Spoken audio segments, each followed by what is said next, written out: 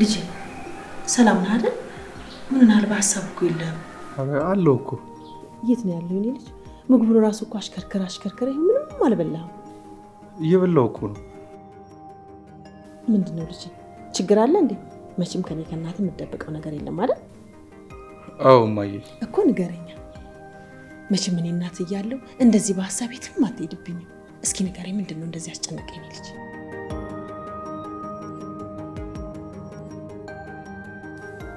እኮ ንገረኛ።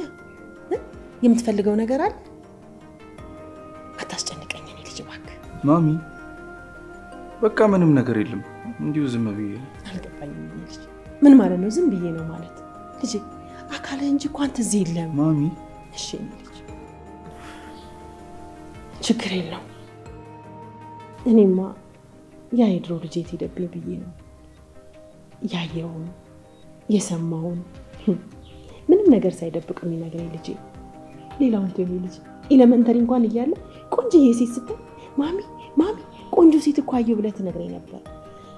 አሁን ግን አሁንም ቢሆን እኮ ነግርሻለሁ። በቃ እንደዚህ ዝም ብሎ ፈተና ምናምን ስለደረሰብኝ። እሺ እንዳልክ። እኔ ግን የሆነ የደበከኝ ነገር ያለ ነው የሚመስለኝ። ምንም አልተዋጠልኝም። የምን ነገር?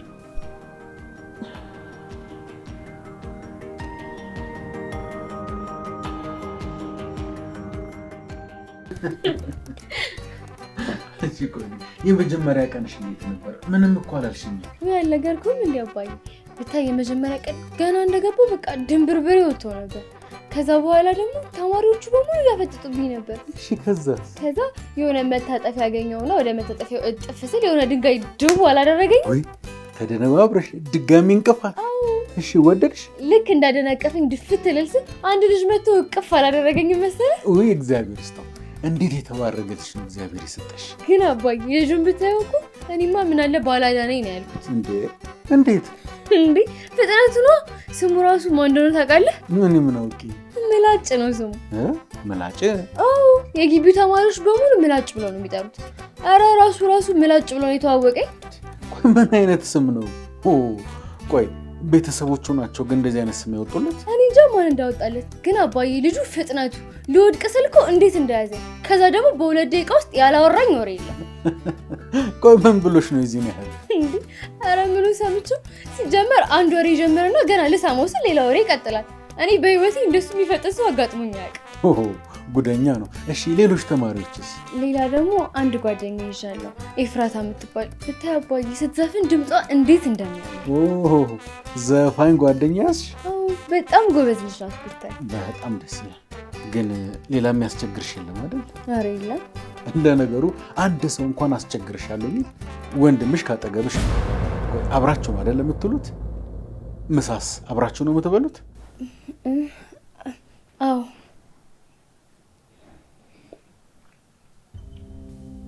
እኔ እኮ መናገር እፈልግ ነበር። ቆይ ምን ተፈጥሮ ነው? እድል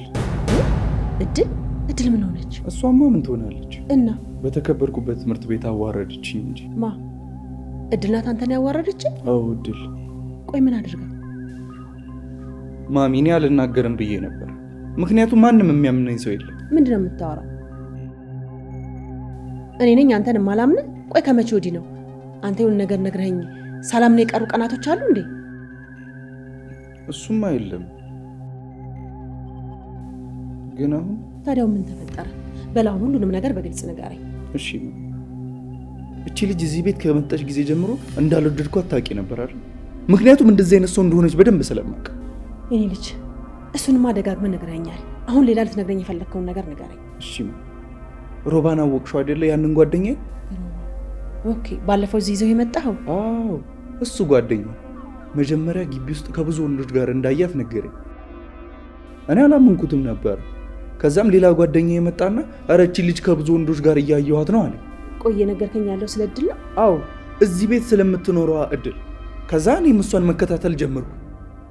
ከተለያዩ ወንዶች ጋር ነው ተቀምጣ ማገኘት። ቆይ እኔ የምለው ግን ከመቼው ተላምዳቸው ነው እንዴ? ማሚ እኔ እዚህ የገረመኝ እሱ አይደለም ግቢ ውስጥ የቀራት አንድም ወንድ የለም። ቆይ ስለምንድን ነው የምታወራው?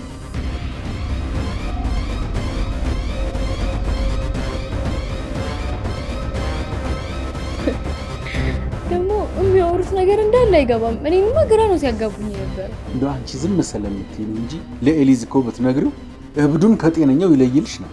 አዎ አሁን አንድ ወሳኝ ጥያቄ ልጠይቅሽ ነውና በደንብ አድርግሽ መልሽልኝ። እሺ ጠይቀኝ። ኤሊዝ ትምህርት ቤት ውስጥ ያለው ባህሪ እንዴት ነው? እስኪ ንገሪኝ።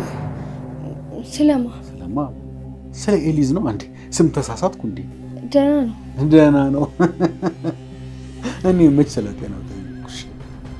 ትምህርት ቤት ውስጥ እንዴት ነው ያለው ባህሪ እንዴት ነግሪኝ እኮ ነው። እውነት ለመናገር አባዬ እሱ ወንዶች ጓደኞች ስለሆነ ያሉት እነሱ ያሉበት ቦታ ደግሞ እኔ ብዙ ጊዜ አልሄድም። ለነገሩ ከቤት የተለየ እንኳን ባህሪ ይኖረዋል ብዬ አላስብም። ግን ምናልባት ትምህርት ቤት ውስጥ የሚያሳየው ለየት ያለ ባህሪ ካለ ለማወቅ ፈልጌ። አይ ምንም የለም። እሺ እንዴት ነው ከመምህራኖቹ ጋርስ ተግባባሽ? አዎ በጣም ደስ ይላሉ አስተማሪዎቹ። ሁሉ ደግሞ አዲስ ተማሪ ነሽ ብለው ነው መሰለኝ ሁሉም ሲንከባከቡኝ ነበር። በጣም ደስ ይላል። ለነገሩ እኔም መጥቼ 1-2 መምህራንን አናግሬያቸው ነበር። አዲስ ልጅ ናት ተንከባከባት ብያቸው ነበር። እውነት መተህ ነበር እንዴ? አዎ ባለፈው እኮ መጥቼ ነበር እና ሳወራቸው ችግር የለም እኛ እናስለምዳታለን ብለው ነበር። በጣም ደስ ይላል። እርግጠኛ ነህ አይደል የኔ ልጅ? ልመነህ? ለምን ዋሻለሁ ማለት? ቆይ የዚህን ያክል ነው የማታምኝ? እሺ ምን አገኝ ብዬ ዋሻለሁ? እንደሱማ እያልኩ አይደለም የኔ ልጅ። እሱማ ለምን ተዋሸኛለህ አለ አይደለ? ግን ደግሞ እድልን ሳያት እማ እድልን እኮ ነው ሳያት አንገቷን የደፋች ምስኪን ልጅ ነበር የምትመስል። ለካስም አንገቷን የደፋች እባብ ነች። ቆይ የኔ ልጅ ለመፍረድ አትቸኩል። ነገር ግን ምናልባት እድል ለትምህርት ቤቱ አዲስ ስለሆነች እየመጡ እየተዋወቋት ሊሆን ይችላል። አዎ ምናልባትም እኮ ኖርማል መቀራረብ ሊሆን ይችላል። አንቺ እኮ አላየሻትም እንዴት እንደሚያደርጋት ብታያት ቆንጆ ነበር። ይኸውልህ ልጅ አንድ ነገር ልንገርህ፣ ሰው ይሰሳታል አይደለ? መሰሳት ብቻ ሳይሆን ጥፋት መሆኑን ሳያውቅ በተደጋጋሚ ያጠፋል። ያው አንድ ሰው ደግሞ እንደዚህ ሲያደርግ ካጠገቡ ያለው ሰው ነው አይደል ጥፋት መሆኑን ነግሮ ሊያስተካክለው የሚችለው። እድል ደግሞ ከኛ ውጭ ማንም የላትም። ጥሩንም መጥፎንም እኛ እየነገርን ካላስተካከልናት ማን ያስተካክላታል? ልጅ እንዴ ማሚ የለመደባት ባህሪ ነው። እኛ ነግረናት ነው እንደምታስተካክለው። የኔ ልጅ የማይስተካከል ነገር አለ እንዴ? እኔ እንጃ። እመነኝ የኔ ልጅ ሁሉንም ነገር ነው ያስተካክለዋለሁ። እሺ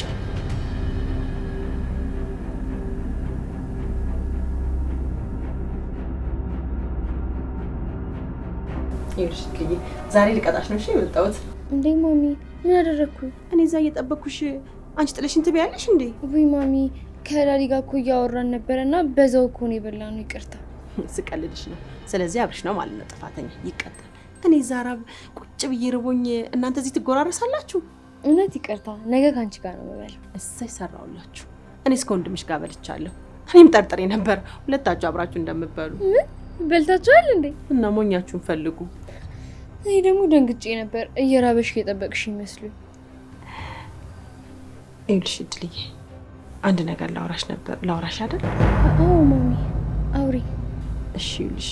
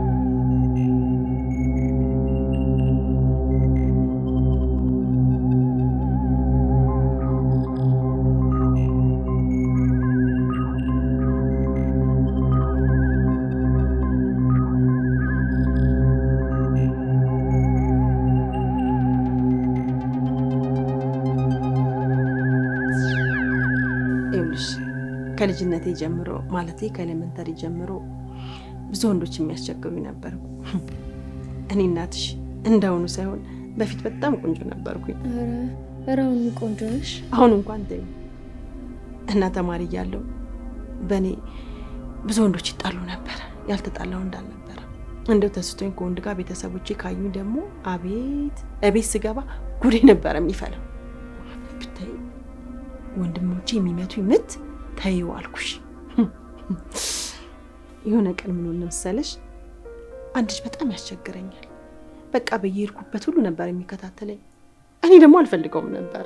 እሺ ከዛማ በጣም ሲያስቸግረኝ ለአንድ ጓደኛዬ ነገርኩትና ልክ እሱን ስናገኘው እንደ ፍቅረኛ አክት እንዲያደርግ ነገርኩት። እሱም ይሻለኝና አብረን መሄድ መምጣት ጀመረ።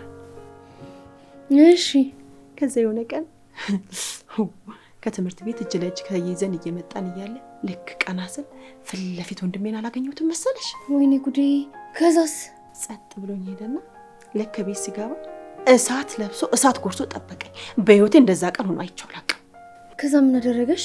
ከዛማ በርበሬ ብቻ ነው እንጂ አላጠለኝ። ህፃናት ላይ ሊደረግባቸው የሚችሉትን ነገሮች በሙሉ ነው ያደረገው። በቀበቶ ይገርፈኝና እሱ አልበቃ ሲለው ደግሞ በኤሌክትሪክ ገመድ ይል፣ ከዛ በዱላ በቃ ምኑን ልንገርሽ ያለንኩት ነገር የለም። ወይኔ ግን አልሞትኩም፣ ተረፍኩ። ከዛ በኋላ ወንድ የሚባል ነገር አስጠላኝ። ወንድ እንኳን ባጠገቤ ሲመጣ ደብተሬን አስቀምጬ መሮጥ ነው አልኩሽ ስራዬ። ግን ማሚ በጣም ጨካኝ ነው። በእርግጥ በወቅቱ ጨካኝ ነው፣ ግን ደግሞ ለኔ አስበው ነው። ማሚ የዛን ያህል መቶሽ ላንቺ ሲል ነው? ይኸውልሽ ምን መሰለሽ ልንገርሽማ፣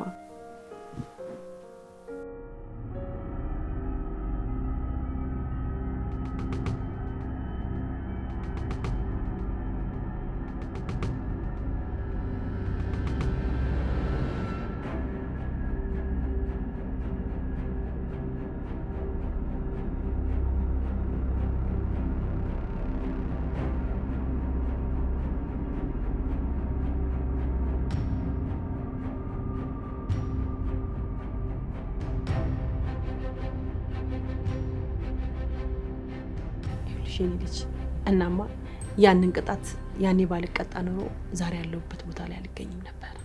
እንዴት ማሚ? ሴት ልጅ ብዙ አድናቆት ካገኘች ቆንጆ ነሽ የሚላት ከበዛ ገደል ነው የምትገባው። እንደው ሰው እንኳን መንገድ ጠፍቶበት መንገድ ላይ ቦታ ከጠየቃት ያፈቀራት ነው እኮ የሚመስላት። ይሄ ልክ ነሽ። ሌላው መጥፎ ነገሩ ደግሞ ምን እንደሆነ ታውቂያለሽ? በዛ ሁሉ አድናቆት መሀል ማለት ነው አንድ የማይወዳት ወይ ደግሞ የሚጠላ ሰው መጣ ማለት በቃ እልህ ውስጥ ነው የምትገባው። የማይሆን ነገር ውስጥ ትገባለች ማለት ነው። ለዘላቂውትም ከሱ ጋር አብራ ልትዘልቅ ትችላለች። ይሄ ደግሞ ትልቁ ጉዳት ነው። ልክ ነሽ። እናማ ያው ወንድሞቼ በወቅቱ ያደረጉት ነገር መጥፎ ቢሆንም ለዛሬ ግን ጠቅሞኛል። ቦግ ማድረግ፣ እንዳገባ፣ እንድዳር፣ ይሄው ትዳር እንድመሰረት አድርጎኛል። ደስ ይላል። አሁን ደግሞ እንደምታየው ነው የሚቀጣ ልጅ የሚቀጣ ወላጅም የለም። አንቺም ጥሩ ደረጃ ላይ እንድትደርሺ ራስሽን መጠበቅ አለብሽ እድልዬ። በጣም ቆንጆ ነሽ፣ ታምሪያለሽ፣ ጸባይሽ፣ ሁሉ ነገርሽ ደስ የምትይ ልጅ ነሽ። አመሰግናለሁ ማሚ። ስለዚህ እንደኔ ልጅነት ብዙ ተከታዮች ሊኖርሽ ይችላሉ፣ ብዙ ፈተናዎችም ሊገጥሙሽ ይችላሉ። እሱን ደግሞ ማኔጅ የምታደርግበት ወቅት ነው።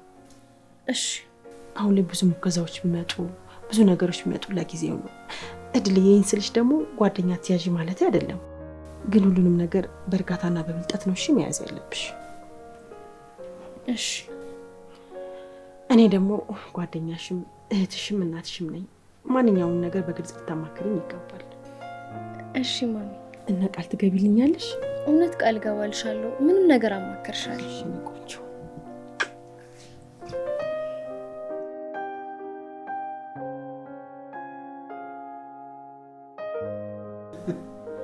ቆይ አንቺ ግን ምን ሆነሽ ነው ዛሬ እንዲሁ ስትሸውጅኝ የነበረው? እንዴ ስትሸውጅኝ ማለት ምን ማለት ነው?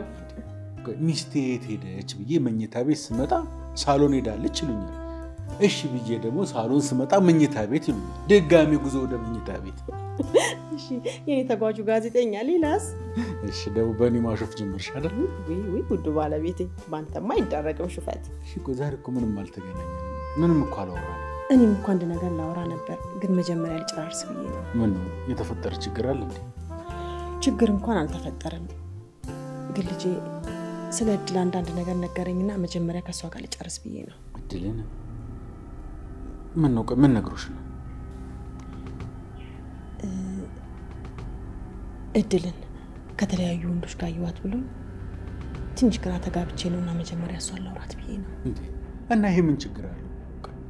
ከወንዶች ጋር ታየች ማለት ሌላ ነገር አደረገች ማለት ነው? እኔ እኮ እንደሷ አላልኩም፣ ግን አንድ ነገር ከመፈጠሩ በፊት ቀድመን መነጋገር የለብንም እንዴ? ልክ እኮ ነሽ። ገና ትምህርት ከጀመረች ጥቂት ቀኗ ነው። በዚህ ጊዜ ውስጥ ምን ታደርጋለች ብለሽ ነው? አብርሃም፣ መጠርጠር እኮ አይከፋም። እሺ፣ ግን አንቺ አሁን እችን ነገር እንደ ትልቅ ነገር አይተሻት ነው አንዴ ሳሎን አንዴ መኝታ ቤት ስታስፈልግኝ የነበረው? ቆይ እሺ፣ ዛሬ ምን ነው አልወትሮ ፍለጋ በዛሳ ነው ወይስ የፈለግከው ነገር አለ እንዴ? አንቺ ደግሞ ምን እፈልጋለሁ ብለሽ ነው? ዝም ብለሽ ነገሮችን ወደ ሌላ ነገር መቀየር ትወጃለሽ። አይመስለኝም አብርሽ፣ አይኗ ራሱ እኮ ያስታውቃል። የሆነ ነገርማ ፈልጋለሁ። ኧረ ዝም በይ።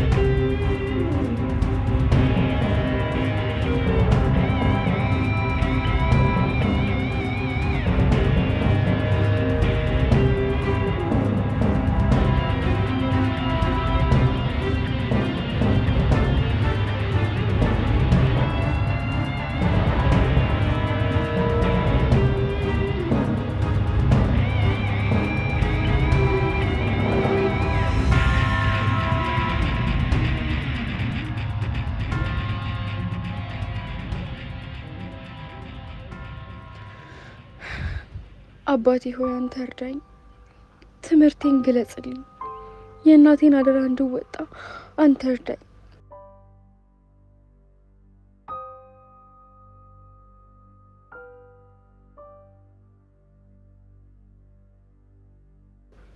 እኔ አቅም የለኝም፣ አንተ ከጎኔ አትለየኝ። አመሰግናለሁ። አሜን።